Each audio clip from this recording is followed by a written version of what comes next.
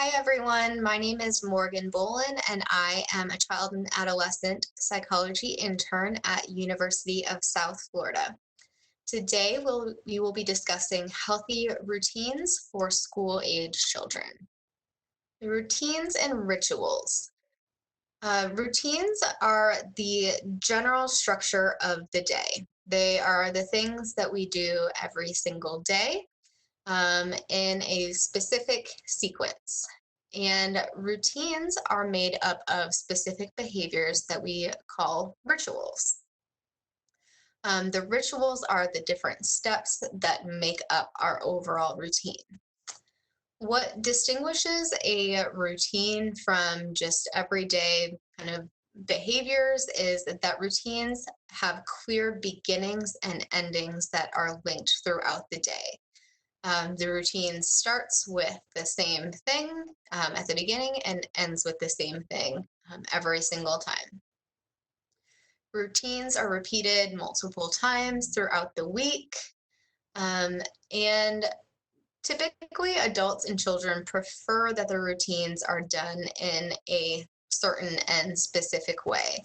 If you think about the way that you develop routines, it's likely that you complete things in a specific sequence every time.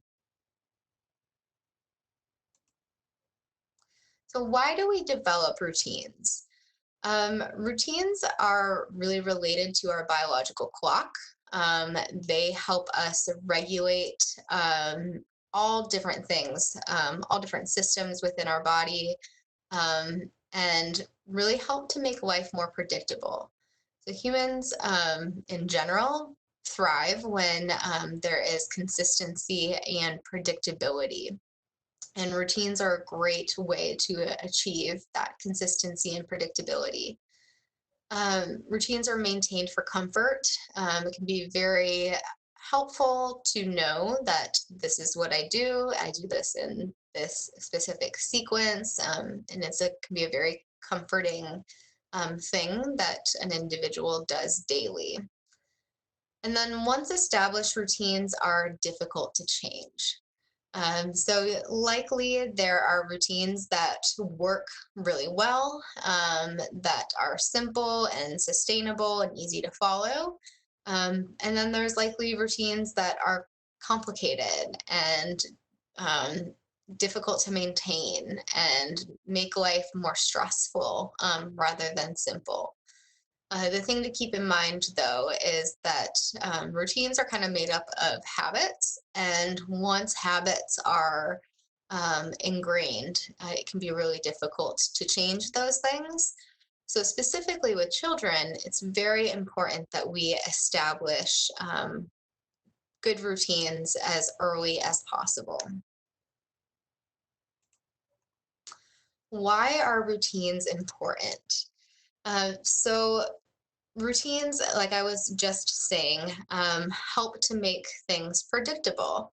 And when life is predictable, there's more space and energy and resources for development. When things are unpredictable and chaotic and stressful, it makes it more challenging for children to learn from their environment, learn from what's modeled um, for them by peers and adults, um, because their mind is just kind of so focused on the stressful or chaotic event that is potentially occurring.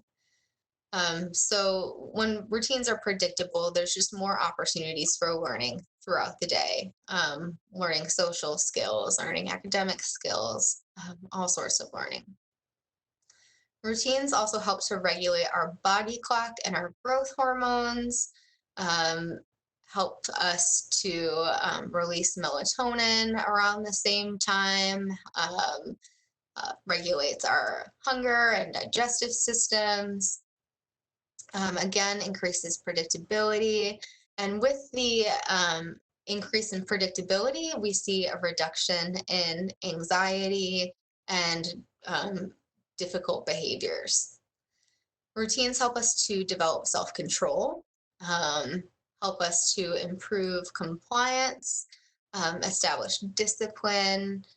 They expand our attention span, which is a really good skill for children to work on as early as possible, as continuously working on focusing on a task and expanding their ability to sustain focus and attention. And then also helps build patience, which is something that's very important for a child to, an important skill for a child to have before they enter um, academic academics, because it requires a lot of patience, a lot of waiting in line and turn taking and sharing and things. So routines can really help to build that skill.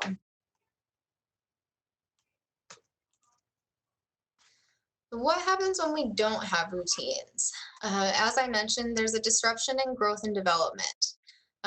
When life is stressful and chaotic,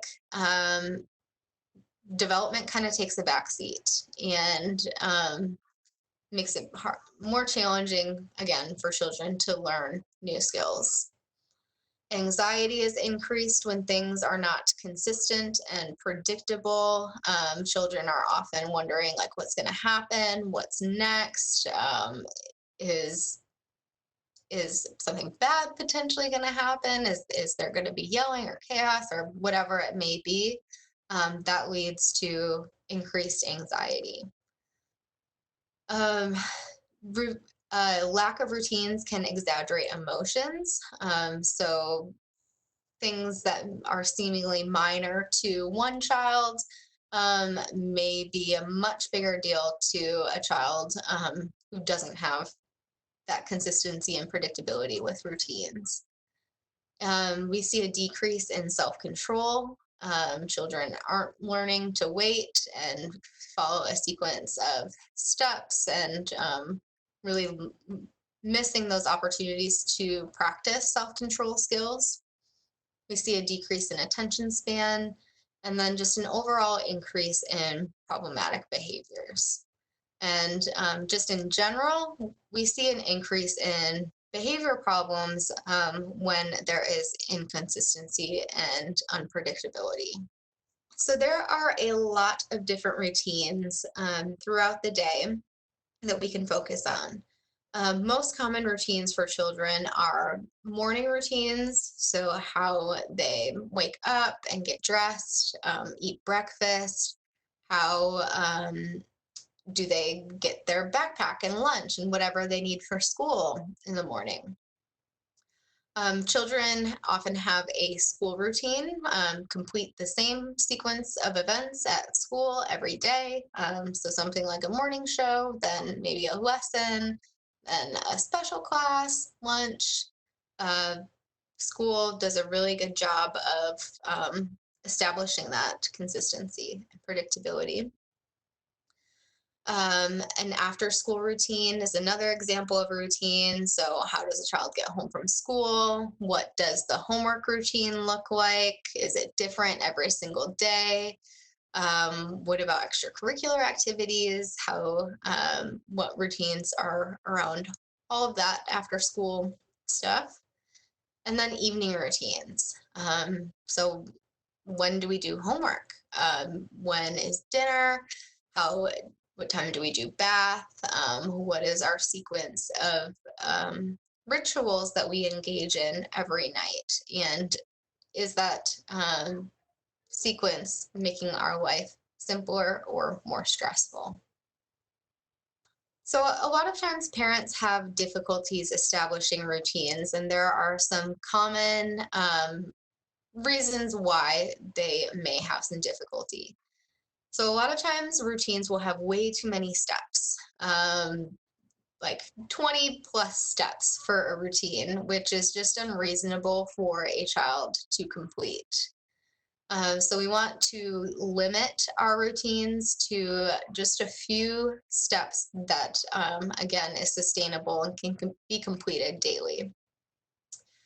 Um, it can be problematic when routines take too long. So in general, a good amount of time to spend on a routine is about 15 to 20 minutes.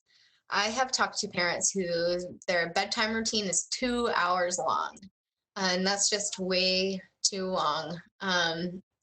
Again, 15 to 20 minutes is kind of ideal.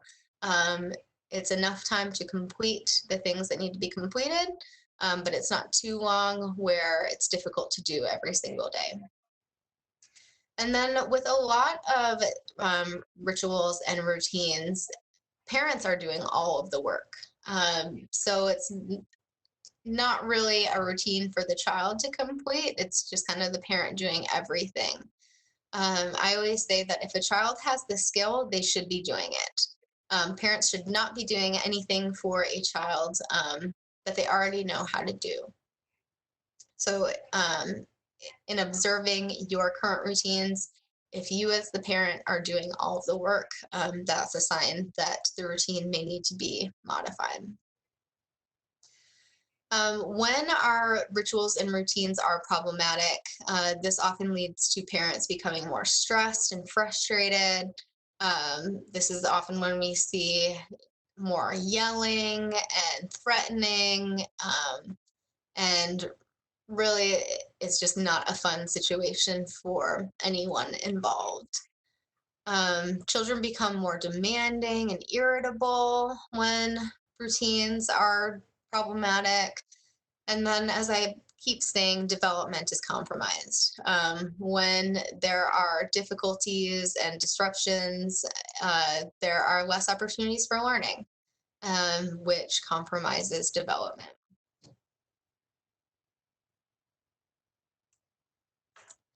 The difficult routines and behavior. I hear a lot from parents that they just don't understand why their child is resisting a step in the routine when they do it every single day. Why does this happen every single day? My child knows that this is coming, but every single day it's a battle, and a very unenjoyable experience. And there's several different possibilities for why children continue to resist despite doing the same thing every single day. The first is developmental stages. So, developmentally, children are constantly seeking autonomy and independence. Um, your child might be at the stage where they want to do things on their own. So, if you're like trying to help them, they might grab it out of your hand and want to do it themselves. Um, Developmentally, it is appropriate to be seeking this autonomy and independence. Personality and temperament is another factor. So some children are just a little more resistant or have more difficulty, um, just personality and temperament wise. Maybe some children are a little more rigid, have difficulty kind of going with the flow. So those are things that can play a role in difficulty with routines. And then transition issues. So transition issues are really difficult for a lot of kids. Can be really difficult to stop playing with your favorite toy to get in the bathtub, for example. So we often see that when a child does not want to leave a preferred activity and transition into a less preferred activity, they engage in difficult behaviors. Evaluating routines and rituals. So if you think about all of the different routines and rituals that are established in your day to day, the main thing that you want to ask yourself is, does this make my life simpler? If it is something that is adding more stress or like work to your day, overloading you, that's a sign that your routine maybe needs to be modified. We want to make sure that the routine works for your family. So what works for one family might not work for your family. Every family is unique and needs a unique routine. So evaluating your current routines and how it works for each family members and the family as a whole. We want to think about how often the child is accommodated. So this kind of goes back to what I was saying about how if the child has the skill, they should be doing the thing that they are capable of doing. We don't want parents to be doing things that children are capable of doing. So we don't want to accommodate our children in our routines. We want to avoid that as much as we can, um, and have them be the ones completing the tasks whenever possible. We want to evaluate whether our routine is allowing our child to learn new skills. So, if the routine is stressful and chaotic, again, that limits the opportunities for learning. We want this to be something that is calm and an enjoyable process, something that is relatively simple and easy for the child to follow in order to optimize on those opportunities for learning. And then is the routine preparing my child for school? A lot of times when we think about children going to school, we think they need to know their ABCs and their numbers and maybe how to write their name or their colors. But really, that is not necessarily the most important thing in preparing your child for school. We want children to be able to follow directions and complete tasks and be flexible and really all of these things have social emotional skills, be able to share, do different things like that. So lots of other things outside of academic skills that we want to be considering. And are the ways that we are conducting our routines and rituals, are they teaching my child the skills and preparing them for what they need for school? So we're going to go into some specifics about different routines, and we are going to start with sleep routines. Warning signs of disrupted sleep. I encourage all of you to observe your children and be constantly on the lookout. Uh, is there something potentially going on with my child's sleep that might be contributing to difficulties? So some warning signs are if your child is whiny or fussy, clingy, and grumpy. This is one that I wasn't aware of, but oftentimes when children are always sucking on something, that can be a warning sign that maybe they're not getting adequate sleep or good quality sleep. When children are really active, particularly around bedtime, that can be a sign that sleep is being disrupted. More temper tantrums are definitely a sign of disrupted sleep. Um, Falling asleep at other times of the day, taking naps, not being able to, um, make it through like the morning without a nap potentially. And then difficulty waking up in the morning. Children in general should awaken feeling refreshed and well rested. They should awaken relatively easily. So if your child is having difficulties waking up, that can be a sign of disrupted sleep. If your child moves a lot at night, if they're really restless, that can be an indicator that sleep is being disrupted or they're not getting the best quality sleep.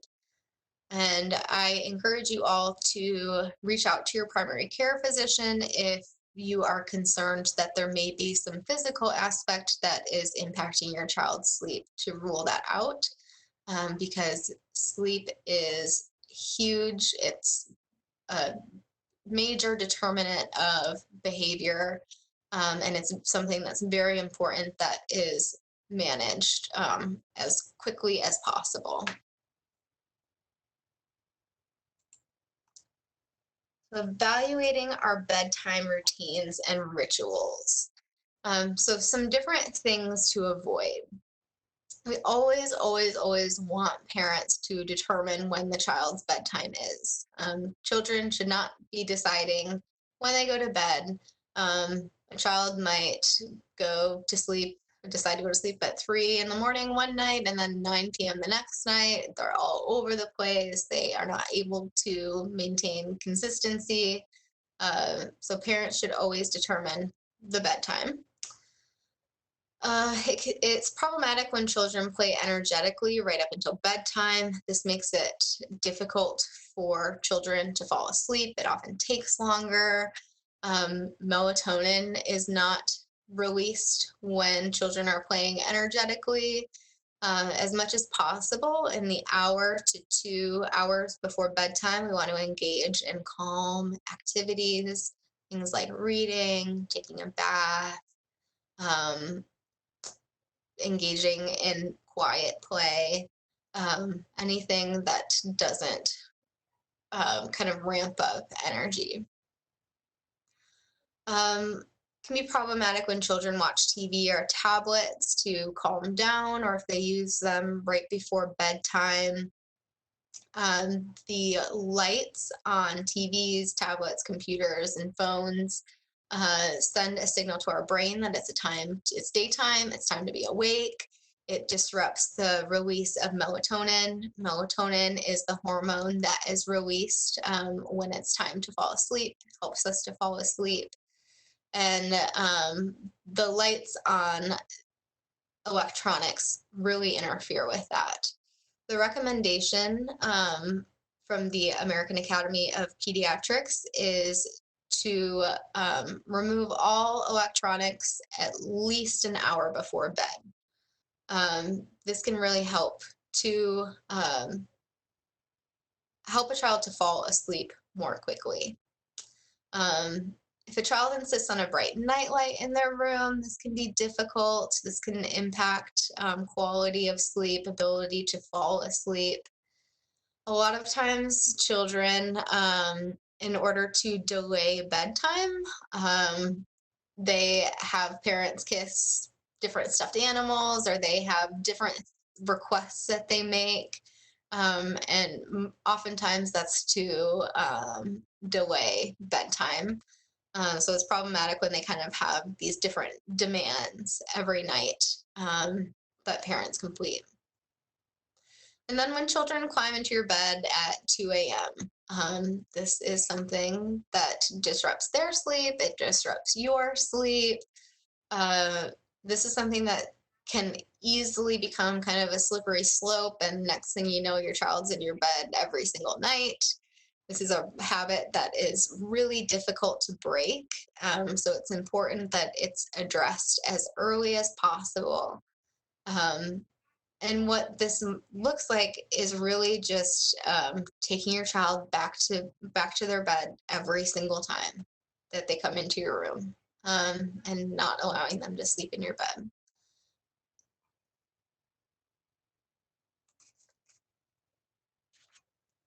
The timing of your bedtime routine can be really helpful to plan bedtime around the sleep wake cycle.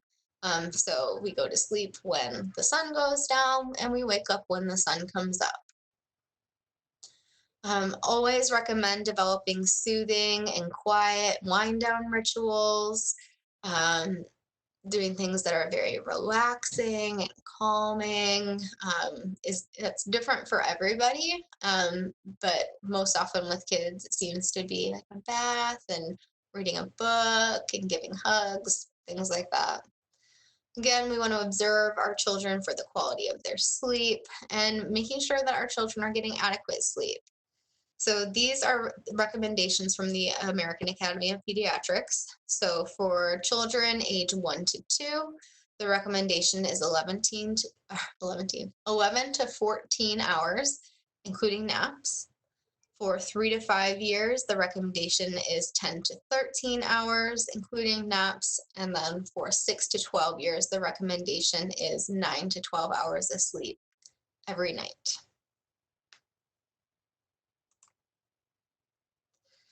We want to evaluate the environment that our children are sleeping in. It's really important that we make our bedrooms a sleep only zone as much as we possibly can. When we play in our rooms, or for adults, when we work in our rooms, we can begin to associate that room with play or work. And it can make it difficult to associate it then with sleep, and can make sleep onset more challenging. So as much as we can only sleep in our bedrooms, the better. And the darker that we can make the room, the better. Um, I recommend not having televisions, computers, any stimulating toys in a child's bedroom, anything that might make them want to get up in the middle of the night and get out a toy or turn on a TV, is important to avoid. And then being conscious of things like bedding.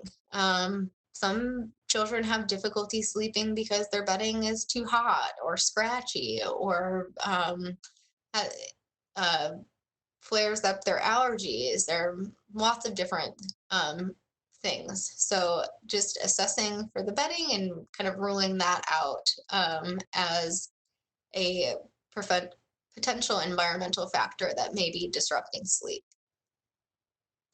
We want to reduce competing light and noises. Things that might not seem loud for you might seem extremely disruptive for your child.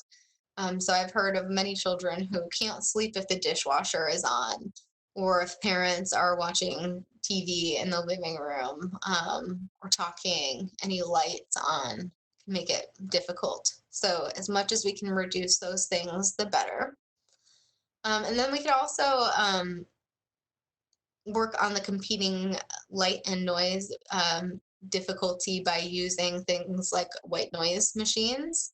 Um, we can purchase white noise machines on Amazon, or we can just simply use things like fans, or sound machines. There's lots of apps and different things that can um, create white noise and help with any outside competing light and noise. And then it's important that the temperature is cooler. The temperature recommendation for sleep is 68 degrees. A lot of people think that this is way too cold. But in general, the cooler, the better. Cooler temperature best promotes sleep.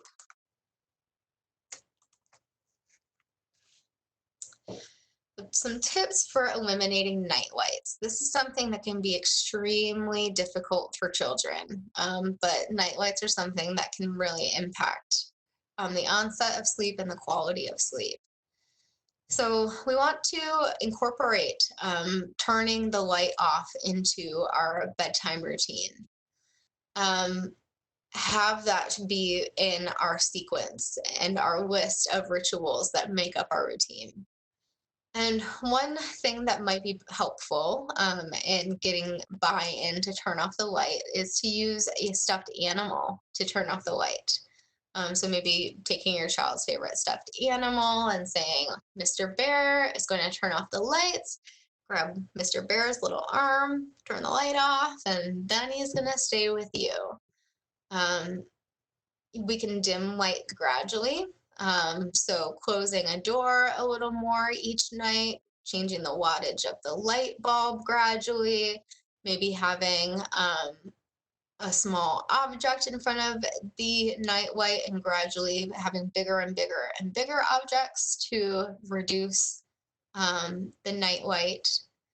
And then substituting another form of comfort for the night light. So instead of the night light, maybe we focus on the comfort of our blanket, our stuffed animal, or a picture, anything that's comforting for a child. Rituals to promote a good night's sleep.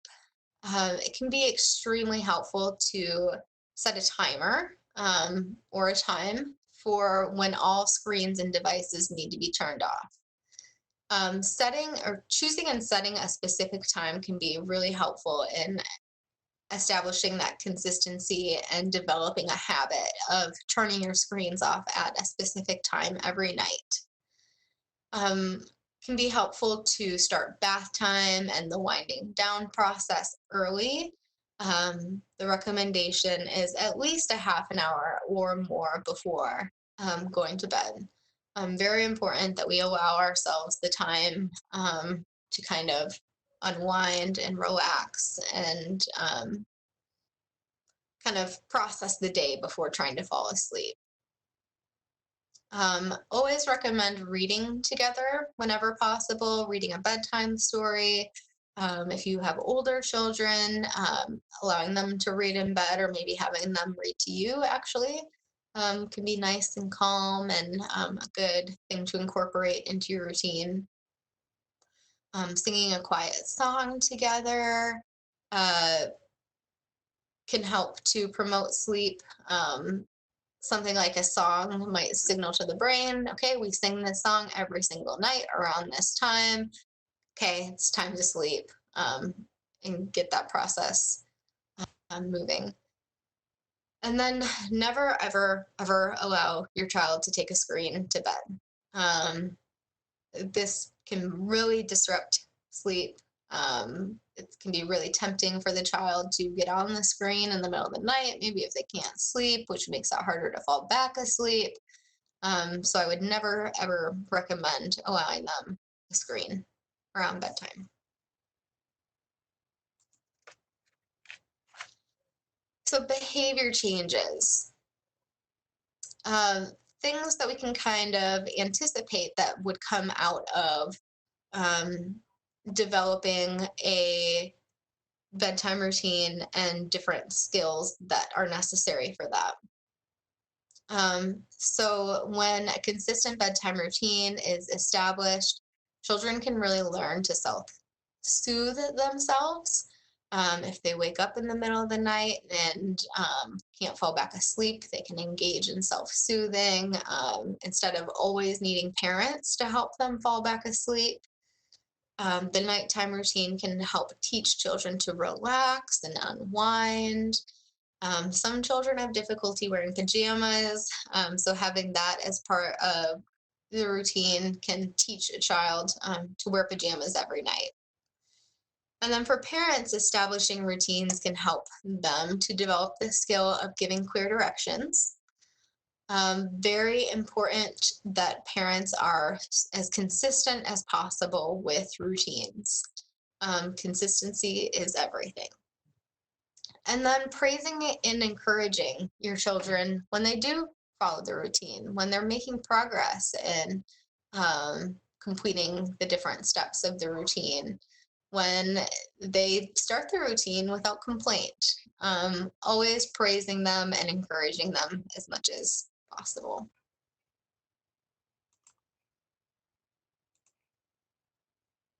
All right, now we are going to talk about homework routines. So establishing a homework routine is really important for kids to develop a strong work ethic and help them establish organizational abilities. Homework routines are great in helping children learn how to plan and manage their time, keep track of their different materials, and really develop all of these skills that are important to be successful academically and in future careers. So we want to include children in the development of the homework routine, help include them in making the decisions of what will encompass the routine in order to increase their buy-in and their motivation to complete the routine.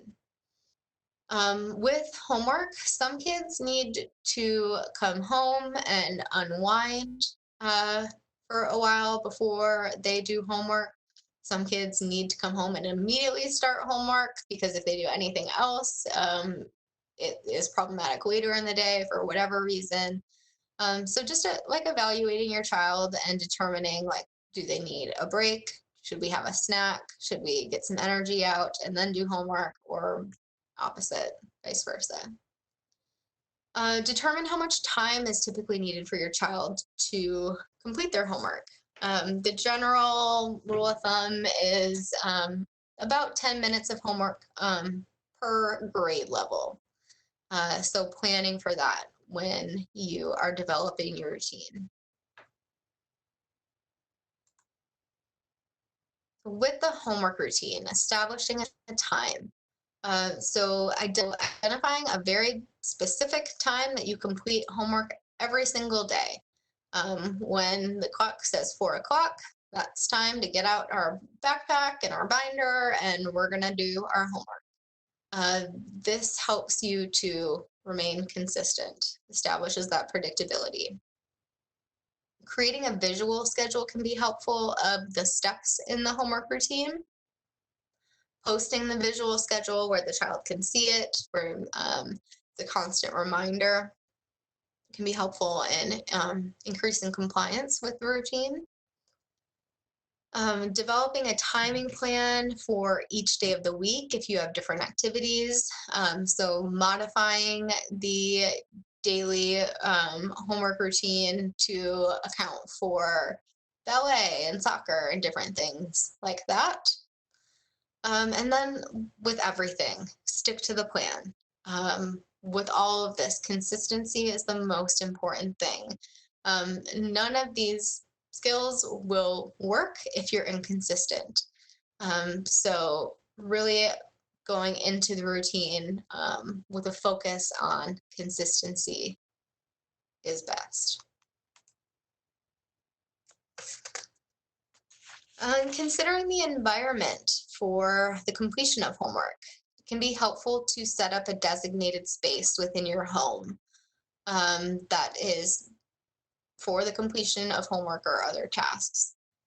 Um, it is beneficial if the environment is comfortable and calm, and a nice quiet place for your child to work where they are not distracted or tempted with different things.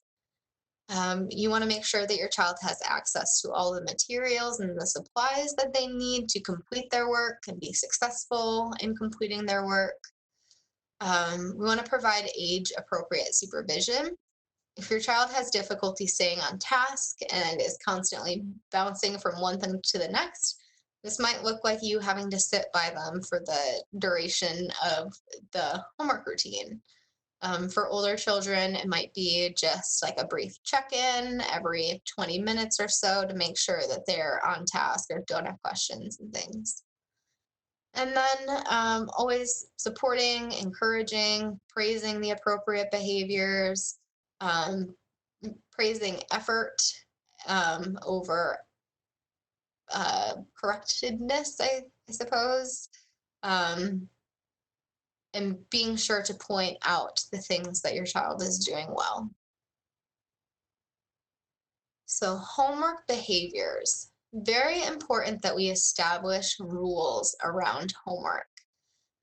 These rules can consist of the start and finish time of the homework routine, where the homework routine will take place, when the days of the week that we will be doing this, and if there are going to be any breaks, when the breaks will be, how long breaks are, what the child can do during the breaks, and what are some appropriate activities to engage in during a break.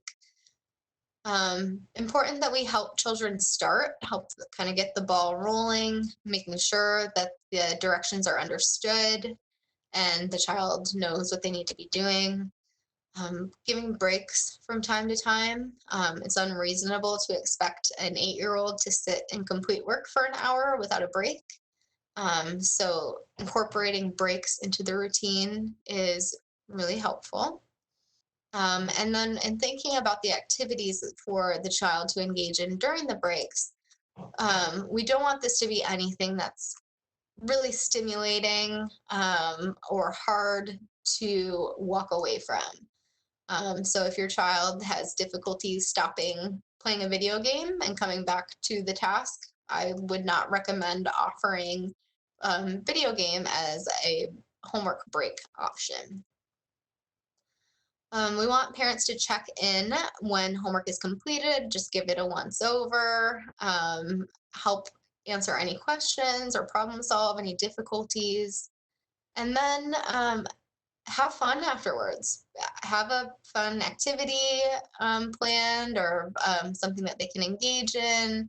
Um, if your child is struggling with completion of homework, you can consider giving rewards to increase motivation, but always praising and allowing for fun time afterwards.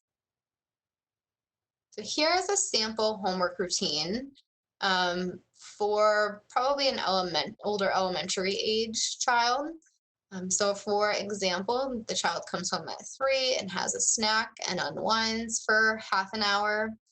At 3:30, the child sets up at their homework spot, and the parent ensures that all materials and supplies needed to be successful are available. From 3:35 to 4:30, the child completes their homework. The parent is around monitoring homework in a developmentally appropriate way. Um, Parents are monitoring breaks, giving children the time and space to stretch or go to the bathroom, get a drink. And then at 4:30, checking work, very calmly going over the things that need to be edited or changed, and offering praise for the effort. All right, next we are going to talk about eating routines.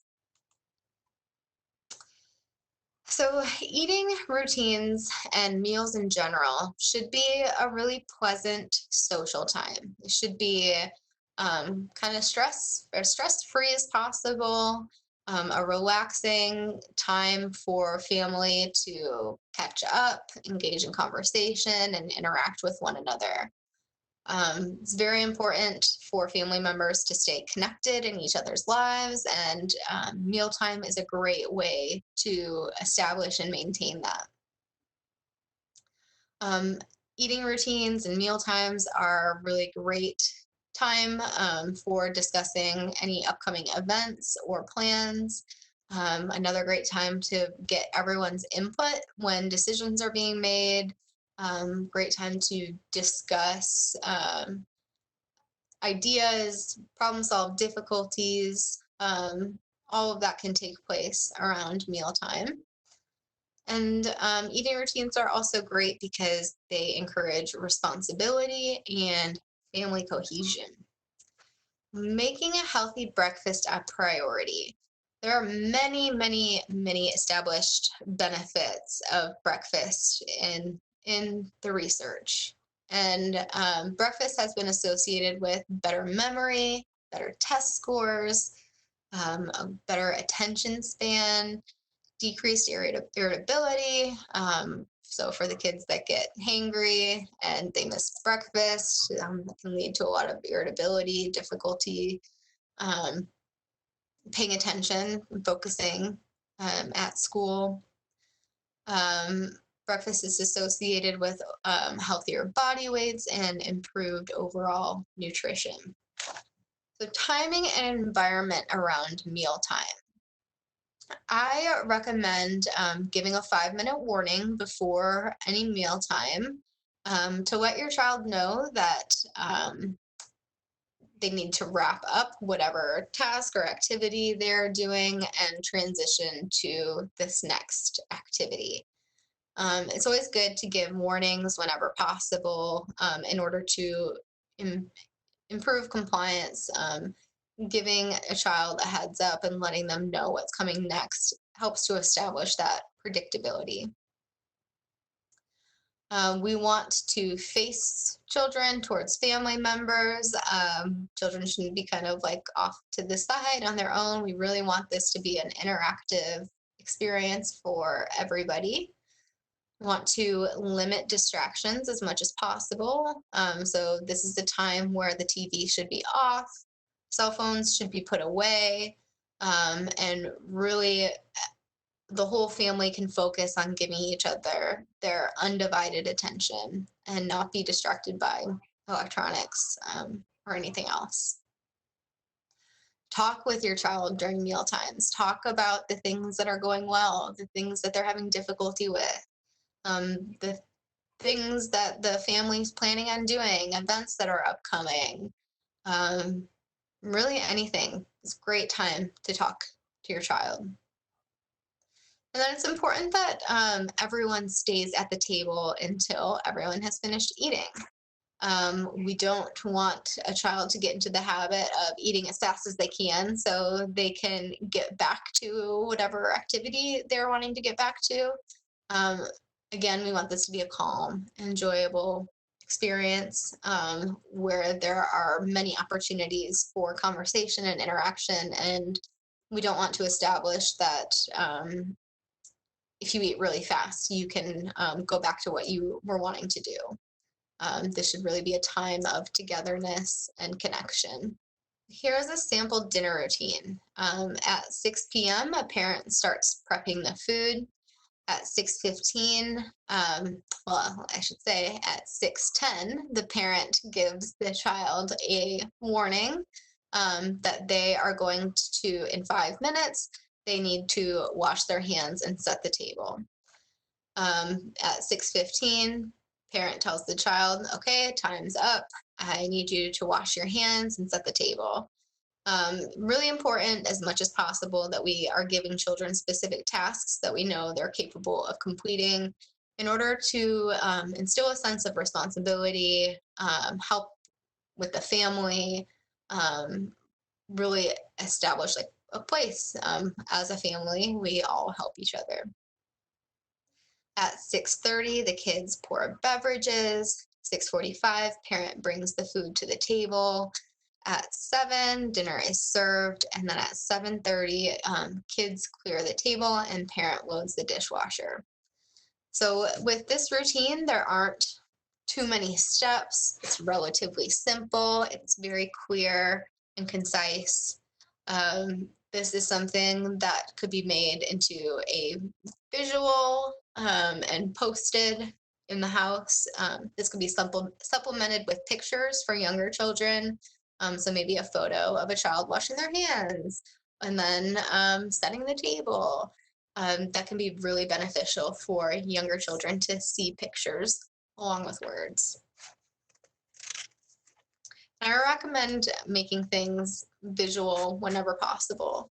Um, Having visual supports all over your house of lots of different things can be really helpful in reminding you to use different skills and maintain different routines, and can be helpful in complying with those things. So, routines around electronics. Important to determine a specific time of the day in which screen time is appropriate. So maybe, okay, after dinner, you get screen time from 6:30 to 7:30 p.m. um, Discuss time limits well in advance and be sure that all caregivers, all children are on the same page with the time of day that it's appropriate to play as or appropriate to play and have screens, and that everyone's on the same page with the time limits. Again, as a reminder, not good to use screens at least 1 hour before bed, if not more. But the child goes to bed at 8, screens should be off by 7. With electronics, we always want to be sure that we're very consistent with our limits. The one time that you might give in or give extra time, or because the child's whining, you're really setting things up to be more difficult in the future. So we want to be really consistent with our limits, especially around electronics. When it's time to put electronics away, it can be really helpful to have them out of sight so that they are not tempting for the child, or reminding the child that the screen is there. Often out of sight, out of mind can help to reduce a lot of battles around electronics. We can redirect our children. So if they're asking for electronics, we can redirect them to a more appropriate activity. your screen time is up for today, but you can read a book or go ride your bike or whatever else. And then parental controls are very important to have on all electronics. One typo, one wrong click, and a child could be somewhere online that's really not appropriate for them to see. It's very easy for that to happen. So it's very important that parental controls are put in place to prevent children from seeing things that are just not developmentally appropriate, and for parents to monitor what their children are seeing and what they have access to. Okay, and then additional considerations. Every morning, make sure that you take a moment to say goodbye to your child. So you're completing these morning routines. Always want to make time to say goodbye to each other in the morning. Give them a hug. Tell them something positive as they leave for the day. This is something really small, but it can have a very big impact on your child's day. If changing your routine completely seems overwhelming or too much, I recommend starting with just 1 to 2 small changes. And then once you master those small changes, gradually add more things to the routine until you have a complete routine. It can be great to ask for ideas from the whole family. This is uh, something that can help to increase buy-in and motivation if children and other family members have the opportunity to provide their input and their suggestions. And then it's great for parents to give themselves routines. So routines are just as important for adults as they are for children. Children learn best through observing their parents and watching their parents model different behaviors. So it's great when parents have their own routines, lead by example, show their children their routines, and how they complete them in order for them to kind of copy that behavior and engage in these different routines. And then here are some different examples online that I found online of a morning routine, bedtime routine, and then a getting ready for school routine. And again, I just want to point out that the words are supplemented with really simple pictures, which is great for younger children. These aren't too wordy. I don't look at these and feel overwhelmed. Not too many steps. Looks like it can be completed in a reasonable amount of time. So all of those things are very important to consider when establishing your routines.